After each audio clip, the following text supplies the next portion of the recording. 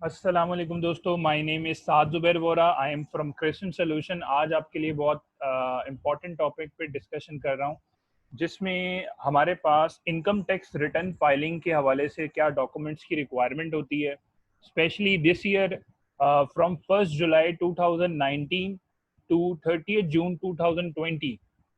ये जो tax year है 2020 का, इसकी जो है नेक्स्ट मंथ अगस्त के अंदर या सितंबर में ये जो है टैक्स फाइलिंग स्टार्ट हो जाएगी।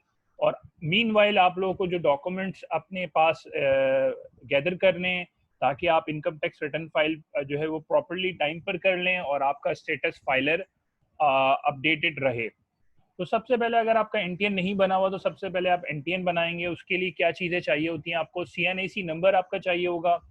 नेम है इस पर सीएनआईसी जो है वो आपको जो है वो प्रोवाइड करना होगा ऑनलाइन एफबीआर की वेबसाइट पे। जब आईरिस की जब आईडी पासवर्ड आप बनाते हैं उस वक्त वहाँ पे आप फॉर्म फिल करते हैं।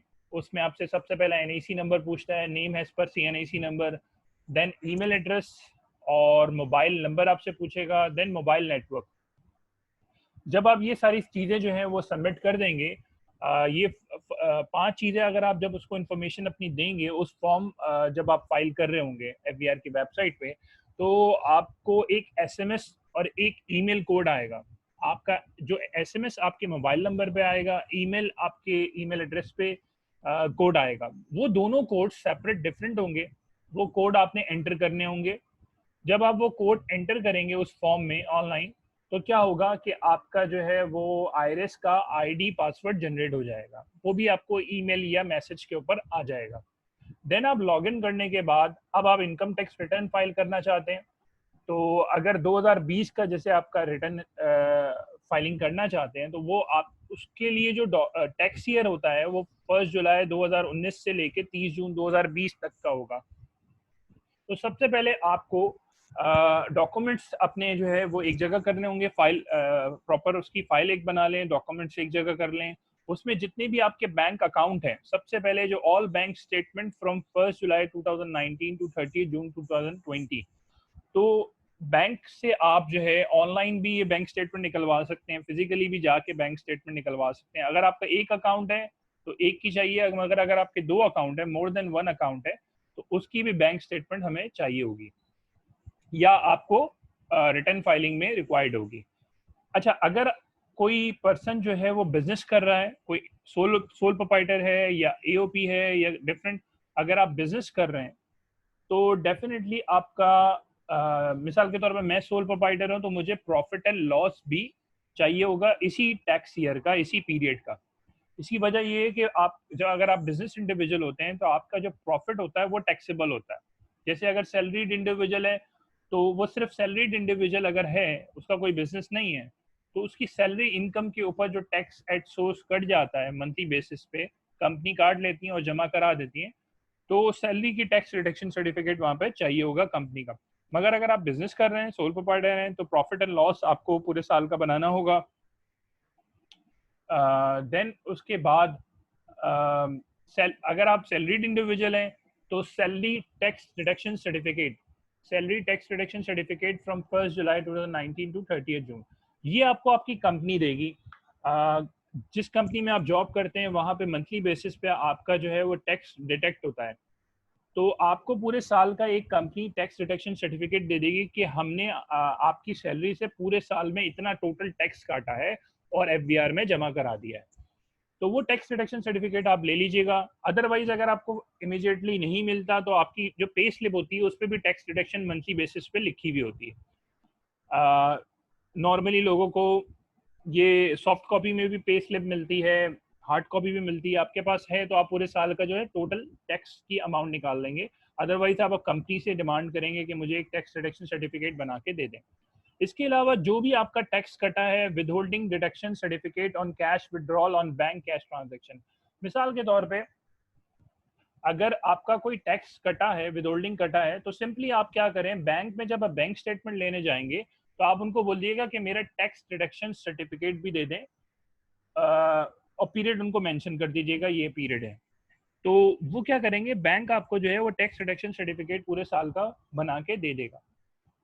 इसके अलावा अगर आपने कोई टैक्स भरा है, एडवांस टैक्स भरा है परचेज ऑफ प्रॉपर्टी के ऊपर, और अगर आपने कोई टैक्स एडवांस टैक्स भरा है परचेज ऑफ एनी व्हीकल, आपने कोई व्हीकल परचेज की उसके ऊपर टैक्स भरा, तो ये जो टैक्स की डिटेल्स हैं आपको ये सारे डॉक्यूमेंट्स एक जगह करने पड़ेंगे, ताकि आप इनकम टैक्स रिटर्न में ये दिखा सकें कि ये मैंने प्रॉपर्टी परचेज की, ये मेरा टैक्स कट गया, और ये मैंने व्हीकल परचेज की, ये मेरा टैक्स कट गया। अच्छा, इसके अलावा आपकी जो एसेट्स होते हैं, एसेट्स से मुराद ये है, आपकी एसेट्स से मुराद ये है कि आपके पास कोई लैंड है, कोई इक्विपमेंट है, कोई पर्सनल आइटम है, इसके अलावा जो आपकी कोई इसमें आपका जो है वो फ्लैट है, कोई भी ऐसी चीज़ जो आप ओन करते हैं, जो आपके जिसकी मिल्कियत आपके नाम पर है, तो वो एसेट्स की तमाम डिटेल्स देनी पड़ती है। इसमें गोल्ड भी आ जाता है, कैश भी आ जाता है, बैंक भी आ जाता है, पर्सनल आइटम्स, इस तरह की जो डिटेल्स हैं वो पर्सनल आपके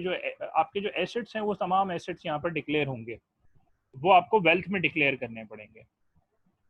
अच्छा, mobile tax deduction certificate from from mobile network company, ये जो है टैक्स डिडक्शन सर्टिफिकेट जो है इसी पीरियड का आपको अपने नेटवर्क कंपनी, जो मोबाइल नेटवर्क कंपनी है लाइक वारिद है, तो उसको आपको वारिद वालों को ईमेल करना होगा कि हमें इस पीरियड का जुलाई 2019 से 30 जून 2020 के लिए एक टैक्स डिडक्शन सर्टिफिकेट दे दें। तो जैसे ही आप उनको ईमेल करेंगे, तकरीबन 24 आवर्स या 48 आवर्स में वो आपको ईमेल कर देते हैं, या विद इन अ वीक आपको वो सर्टिफिकेट मिल जाएगा।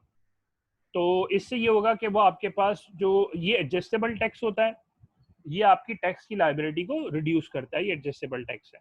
Plus details of tax paid on education fees अगर कोई है, इफ एनी, तो वो आप यहाँ पे आप एजुकेशन फीस से मुराद ये है कि अगर आपने कोई फीस दी है जिसमें टैक्स कट चुका है, एडवांस टैक्स कट चुका है, और वो एडजस्टेबल है, तो उसकी डिटेल आप कहाँ से ले लेंगे? अपने स्कूल, यूनिवर्सिटी जो भी है उससे आप एक जो है वो वहाँ से उनसे डॉक्यूमेंट ले लेंगे कि पूरे साल पे कितना टैक्स कटा है।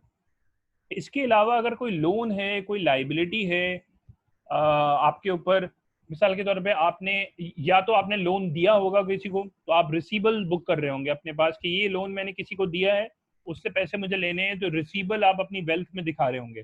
मगर अगर आपकी कोई लाइबिलिटी, आपने बैंक से लोन लिया हुआ है, गाड़ी ली हुई है बैंक से, या कोई और ऐसी लाइबिलिटी है जो लोन आपने पे ऑफ करना है, तो वो आपकी लाइबिलिटी है, मतलब पेएबल है, तो वो जो है वो आपको लाइबिलिटी के तौर पे दिखाना पड़ेगा। इसके अलावा जो अगर आपके पास प्रोविडेंट फंड आपको कंपनी देती है, तो उसकी भी जो डिटेल है, या आपकी आपकी आपकी सैलरी से टैक्स प्रोविडेंट फंड डिटेक्ट होता है और कंपनी भी कंट्रीब्यूट करती है उसमें, तो जो प्रोविडेंट फंड की जो स्टेटमेंट होती है पूरे साल की, वो स्टेटमेंट आप प्रोवाइड करेंगे।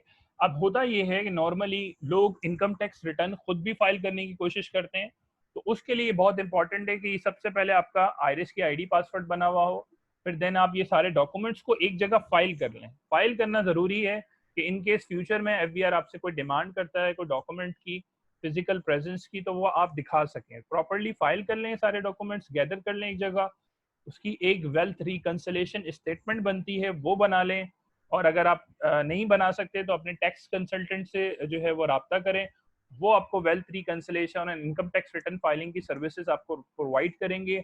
आई होप कि ये आपने ये जो वीडियो है इसको जो है वो आपके लिए यूजफुल होगी। Please share with your friends and colleagues and subscribe our channel crescent solution. Thank you very much. अल्लाह हाफिज।